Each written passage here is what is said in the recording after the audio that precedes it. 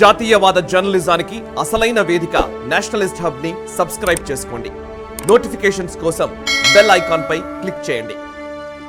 కిషోర్ గారు, ఇప్పుడు దీన్ని తీసివేయడం ద్వారా ఈ యాక్ట్ని, వక్ఫ్ యాక్ట్ని, ఈ యొక్క బోర్డుని రద్దు చేయడం ద్వారా ఏం ప్రయోజనం, ఇంతవరకు ఏం నష్టం జరిగింది అనేది కొంతమేర అమర్నాథ్ గారు చెప్పారు, ప్రసాద్ గారు కూడా చెప్పారు.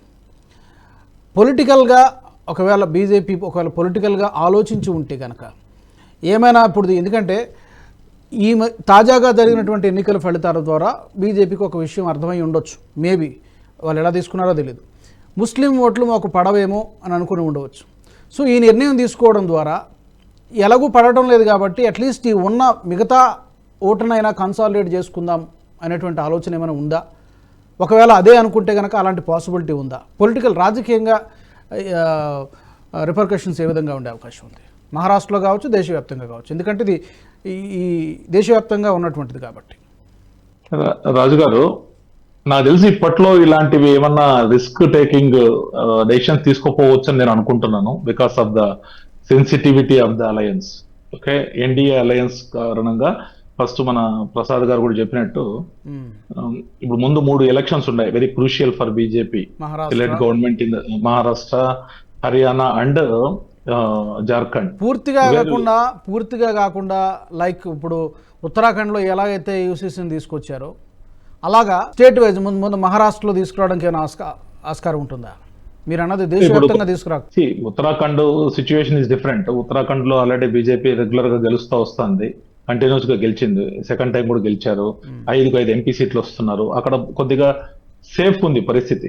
అక్కడ కొద్దిగా ఈ మిలిటరీ వీళ్ళంతా కూడా ఎక్కువ ఉన్నారు కాబట్టి, ఆ మన జాతీయవాద భావనలు ఎక్కువ ఉండడం బట్టి అక్కడ బీజేపీ కొద్దిగా ఈజీగా గెలిచే అవకాశాలు నడుస్తున్నాయండి. సో ఇక్కడ మహారాష్ట్ర కొద్ది సెన్సిటివ్ ఏరియా. ప్రెజెంట్ మహారాష్ట్రలో కూడా 4 పార్టీలు, 4-5 పార్టీలు ఉన్నా కూడా 4 పార్టీలు మెయిన్ పార్టీలు, మళ్ళీ దాంట్లో చీలికలు వచ్చాయి, కూడా 6 పార్టీలేనే. ఓవరాల్ గా చాలా సిచ్యువేషన్ ఇదిగా ఉంది. దీన్ని హ్యాండిల్ చేయడం అనేది ఎంత ఆషామాషి కాదు. So BJP already damage control exercise మొదలు పెట్టారు. ఆల్రెడీ మనం చూసాము 4 రాష్ట్రాలకి. ఆల్రెడీ కాంగ్రెస్ ఇంకా ఆ గ్లోరీలో ఉంది, 99 సీట్లకే వాళ్ళు ఇంకా సెలబ్రేషన్స్ ఇంకా బయటికి రాలే. వాళ్ళు 99 సీట్స్ నుంచి వచ్చి రాహుల్ గాంధీ పొరపాటున 2 సీట్లు గెలిచేటప్పటికి వాళ్ళు ఉబ్బి తబ్బిపోయిపోతున్నారు. రాహుల్ గాంధీ గారు ఈ ఎలక్షన్స్ ముందు కనీసం ధైర్యం చేయలేను, రాయబరేలీలో కూడా నిలబడతానని చెప్పేదానికి. వాయనాడు ఎలక్షన్ అయ్యేదాకా చెప్పలే. అది వాళ్ళ స్టేజ్ ఆఫ్ ఇది, ఏదో అబద్ధాలు చెప్పేసి అంతగా ఈ రోజు కూడా వాళ్ళకి నమ్మకం ఉత్తరప్రదేశ్ లో ఉంటే రాయబరేలీ వదులుకుంటారు, వాయనాడు ఎందుకు వదులుకోవాలండి? బికాస్ ప్రియాంక గాంధీ అది ఇంకా వేరే చర్చ అయిపోతుంది. మనం లెట్స్ కన్ఫైన్ టు నేను జస్ట్ నీకేం చెప్తున్నానంటే బీజేపీ డ్యామేజ్ కంట్రోల్ ఎక్సర్సైజ్ గురించి మాట్లాడుతున్నాను. సో బీజేపీ ఏదైతే మొదలు పెట్టిందో ఇప్పుడు ఇమీడియట్ గా అక్కడికి ఇన్ఛార్జీలను పెట్టడము, ఆల్రెడీ మహారాష్ట్రకు, హర్యానాకి ఎంత కూడా ఆల్రెడీ స్టార్ట్ అయిపోయింది. బీజేపీ యొక్క ఎక్సర్సైజ్ ఆల్రెడీ స్టార్ట్ అయిపోయింది. సో అది నేను చెప్తున్నాను, what is the difference between BJP led NDA alliance and what is the difference between INDI alliances. ఇంకోటి ఏంటంటే డైరెక్ట్ ఫైట్ నడుస్తుంది. హర్యానాలో బీజేపీ వర్స్ కాంగ్రెస్ ఉంటుంది డైరెక్ట్ ఫైట్. డైరెక్ట్ ఫైట్ లో మనం చూస్తుంటాం ఎక్కువగా బీజేపీకి అడ్వాంటేజ్ చాలా చోట్ల ఉంటుంది. డైరెక్ట్ ఫైట్ లో బారింగ్ కర్ణాటకనో లేదా హిమాచల్లో అక్కడ మాత్రం కొద్దిగా స్టేట్ గవర్నమెంట్ వచ్చినా వాళ్ళ పార్లమెంట్కి వచ్చేప్పటికి ఇక్కడికి వచ్చారు. సో నేనేమంటానంటే ఇంత సెన్సిటివ్ నిర్ణయాల జోలికి పోతారని నేను ఇప్పట్లో అనుకోనండి. ఇప్పుడు తీసుకోకపోవచ్చు, ఎందుకంటే ఎలక్షన్లు కూడా ఉన్నాయి కాబట్టి ఇప్పట్లో డేర్ చేయకపోవచ్చు అనేది మీ అభిప్రాయం? ఇప్పుడు అవసరం లేదు. ఇంకొకటి ఏంటంటే వాళ్ళకు ఈ 3 స్టేట్లు వచ్చాయనుకోండి, కొద్దిగా కాన్ఫిడెన్స్ బిల్డ్ అవుతుంది. ఇప్పుడు మన జార్ఖండ్ లో కూడా బీజేపీ ఏమి ఇదిగా పోలేదు, 14 సీట్లకు గాను బీజేపీ అలయన్స్ కు 9 సీట్లు వచ్చాయి. సో అక్కడ కూడా అంతగా పేలవ ప్రదర్శన ఏం జరగలేదు. ఇంకా హర్యానా వచ్చి 50-50 వచ్చాయి. సో ఇప్పుడు డ్యామేజ్ కంట్రోల్ ఆల్రెడీ ముఖ్యమంత్రి మార్చారు కాబట్టి వీళ్ళని కొద్దిగా చూసుకొని తర్వాత they will take in to all this consideration అని అంటారండి.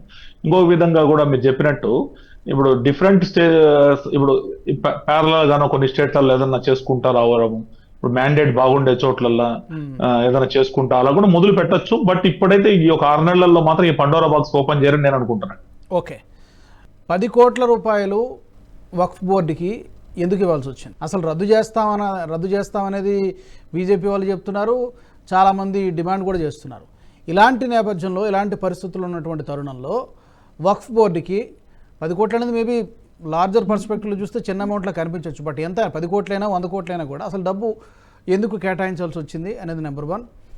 మన కిషోర్ గారు చెప్పినట్టుగా ఇప్పుడు ఒక 3 రాష్ట్రాలు ఎన్నికలు ఉన్నాయి కాబట్టి ఇలాంటి సెన్సిటివ్ టైంలో అంత సాహసం బీజేపీ చేస్తుందని నేను అనుకోనని వారు చెప్తున్నారు. మీ అబ్జర్వేషన్. ఇప్పుడు మనం ఇక్కడ మొదటి క్వశ్చన్ చూసినప్పుడు 10 కోట్లు వక్ఫ్ బోర్డుకి ఇవ్వడము అనేది డైరెక్ట్ గా జరిగిన విషయం కాదండి. మైనారిటీ వెల్ఫేర్ కు ఇచ్చిన డబ్బులలో అంటే ప్రతి బడ్జెట్ లో minority welfare department of minority welfare అని ఉంటుంది కదా, మినిస్ట్రీ ఒకటి ఉంటుంది ప్రతి స్టేట్ లో. So department of minority welfare కు 100 రూపాయలు ఇస్తే దానిలో 20% వక్ఫ్ బోర్డ్స్ ద్వారా ఖర్చు చేయాలి అని ఒక గవర్నమెంట్ ఆర్డర్ తీసుకురావడం జరిగింది. అంతేగాని డైరెక్ట్ గా వక్ఫ్ బోర్డుని పిలిచి మీరు 10 కోట్లు తీసుకోండి అని చెప్పలేదు. ఓకే. సో అది ఏం జరిగిందంటే, సో మైనారిటీల కోసం కేటాయించిన నిధుల్లో భాగంగా వక్ఫ్ బోర్డు ద్వారా ఈ 20% ఖర్చు చేయాలి అనే ఒక జీవో ద్వారా అప్పుడు ఏం జరిగిందంటే, ఈ వక్ఫ్ అనేది అదే అంటున్నాను కదా నేను స్టార్టింగ్ కూడా అదే చేశాను. ఈ వక్ఫ్ అనేది ది ఎంటైర్ అర్థం, వక్ఫ్ అనే అర్థమే అసలు dedication towards God, religious activity. So minority welfare లో ఇచ్చిన డబ్బులలో 20% మీరు హ్యాండ్ రైజ్ చేస్తున్నారేంటి చెప్పండి. ఈ పాయింట్ కి ఆల్రెడీ బీజేపీ స్టేట్ ప్రెసిడెంట్ అయిన చంద్రశేఖర్ గారు ఆల్రెడీ మెన్షన్ చేశారు. చంద్రశేఖర్ భవన్ కులే గారు ఈ పాయింట్ మీద క్లారిఫై చేశారు. అవును, ఇది 10 కోట్లు ఇవ్వడం వాస్తవమే, కానీ దేనికి ఇచ్చామంటే ఈ వక్ఫ్ ల్యాండ్స్ ఏవైతే ఉన్నాయో అవి డిజిటైజేషన్ చేయడానికి, అంటే తర్వాత ఫ్యూచర్ ఇవి మా భూములు అని చెప్పకుండా ఉండడానికి ఇది ఇచ్చే పాయింట్ అన్నమాట. దాని క్లారిఫికేషన్ ఇచ్చారు. ఐఎమ్ సారీ మీ ఫ్లో బ్రేక్ చేశానండి, I'm sorry for that. Please. So ఇప్పుడు పాయింట్ ఏంటంటే అదే ఇందాక ప్రసాద్ గారు కూడా చెప్తున్నారు కదా, సో దానికి ఎక్స్ప్లెనేషన్ ఆల్రెడీ ఇవ్వబడ్డది. It's not just given to board as it is, as a part of minority welfare department ద్వారా వెళ్ళిన డబ్బులు. సో ఐ సెడ్ దట్ ఇప్పుడు ఈ 3 రాష్ట్రాల ఎన్నికల సందర్భంగా జార్ఖండ్ కావచ్చు, హర్యానా కావచ్చు, మహారాష్ట్ర కావచ్చు, యూసీసీ తీసుకువస్తుందా భారతీయ జనతా పార్టీ ఒక క్యాంపెయిన్ లో అంటే నేను అనుకున్నంత వరకు ఖచ్చితంగా తీసుకువస్తుంది. ఎందుకంటే Bharatiya Janata Party commitment towards these policies within 6 months అంటున్నారా? వితిన్ 6 అంటే క్యాంపెయిన్ లో భాగంగా ఇప్పుడు యూసీసీ ఫస్ట్ ఏ రాష్ట్రం తీసుకొచ్చింది? ఉత్తరాఖండ్ తీసుకొచ్చింది. దాన్ని క్యాంపెయిన్ చేసింది ఎవరు? భారతీయ జనతా పార్టీ. నెక్స్ట్ ఎక్కడ తీసుకొచ్చింది? గుజరాత్ లో తీసుకొచ్చింది. గుజరాత్ లో క్యాంపెయిన్ చేసింది ఎవరు? భారతీయ జనతా పార్టీ. నెక్స్ట్ మహారాష్ట్రలో భారతీయ జనతా పార్టీ ఖచ్చితంగా అది ఎజెండాలో పెడుతుంది, మేనిఫెస్టోలో పెడుతుంది, క్యాంపెయిన్ చేస్తుంది. ఒకవేళ మ్యాండేట్ ఖచ్చితంగా భారతీయ జనతా పార్టీకి వస్తుంది అని నమ్మకంతో మేము ఉన్నాం. కాబట్టి భారతీయ జనతా పార్టీ అండ్ ఏదైతే ఇప్పుడు శివసేన పార్టీ ఉందో వాళ్ళకు మ్యాండేట్ ఇచ్చారనుకోండి, ప్రజలు ఖచ్చితంగా దాన్ని ఇంప్లిమెంట్ చేస్తుంది. ఇట్స్ యూనిఫామ్ సివిల్ కోడ్ అనేది states subject at this point of time. మనం మొన్నటి వరకు ఏమనుకున్నాము, భారతీయ జనతా పార్టీ తనంతటా అది 300 సీట్ల పై వస్తే మోదీ ప్రభుత్వము రానున్న 5 సంవత్సరాలలో ఖచ్చితంగా యూసీసీ సెంట్రల్ లెవెల్ తీసుకొస్తుంది అనేది మనం అనుకున్న విషయం. సో ఇప్పుడు ఇందాక కిషోర్ గారు చెప్పినా, ప్రసాద్ గారు చెప్పినా, సెంట్రల్ లో యూనిఫామ్ సివిల్ కోడ్ తీసుకురావడానికి కొంత ఇబ్బంది ఏర్పడొచ్చు అనేది ఒక అజంప్షన్. బట్ స్టేట్స్ లో ఫుల్ మ్యాండేట్ ఉన్నప్పుడు ఖచ్చితంగా స్టేట్స్ లో చేయొచ్చు ఆ పని. దాని యొక్క స్వరూపము ఉత్తరాఖండ్ లో ఏ విధంగా ఉంటుంది, మహారాష్ట్రలో ఏ విధంగా ఉంటుంది, 19-20 ఫరక్ ఉండొచ్చు. 100% సేమ్ ఉండాలని నేను అనుకోవట్లేదు. ఎందుకంటే ఇక్కడ పరిస్థితులు వేరు, అక్కడ పరిస్థితులు వేరు. కానీ యూనిఫామ్ సివిల్ కోడ్ ను డైల్యూట్ చేయడమో లేకుంటే యూనిఫామ్ సివిల్ కోడ్ ను డ్రాప్ చేయడమో అయితే ఖచ్చితంగా జరగదు. Bharatiya Janata Party commitment towards uniform civil code is intact. అది ఖచ్చితంగా రేపు 2024 డిసెంబర్ ఎన్నికలలో ప్రజల ముందుకు వస్తాము, మేనిఫెస్టోలో ఖచ్చితంగా పెడతాము.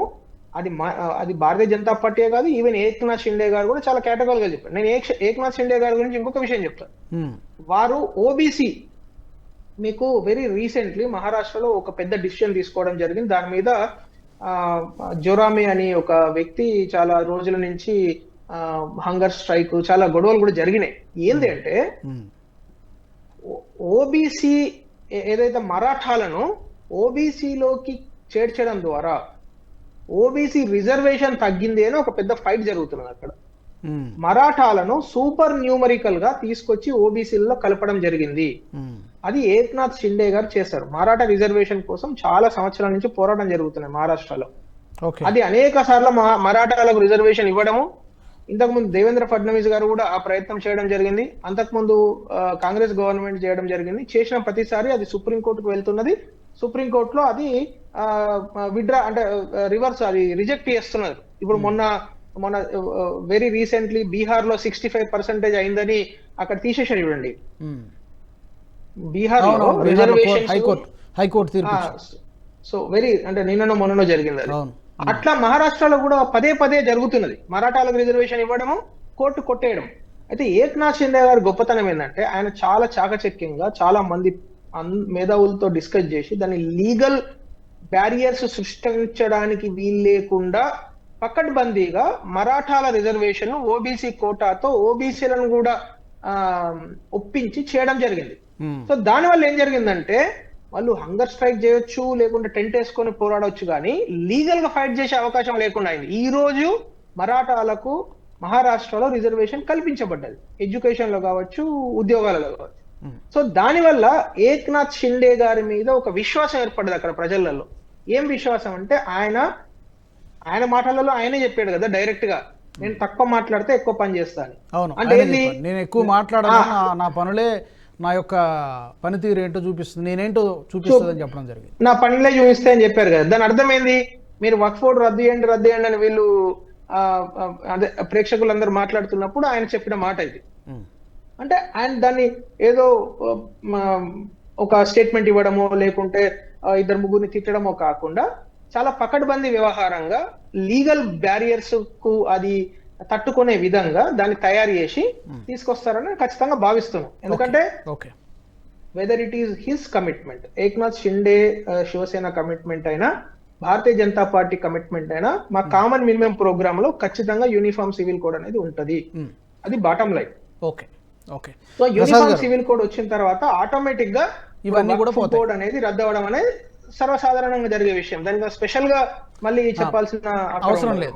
ఈ వీడియో మీకు నచ్చినట్టయితే లైక్ చేయండి, 10 మందికి షేర్ చేయండి, అలాగే కామెంట్ల రూపంలో మీ అభిప్రాయాలను మాతో పంచుకోండి. Nationalist hub group of channels ను సబ్స్క్రైబ్ చేసుకుని తెలుగునాట జాతీయవాద జర్నలిజాన్ని ప్రోత్సహించండి. ఈ వీడియో కింద ఉన్న బెల్ ఐకాన్ పై క్లిక్ చేయడం మర్చిపోవద్దు.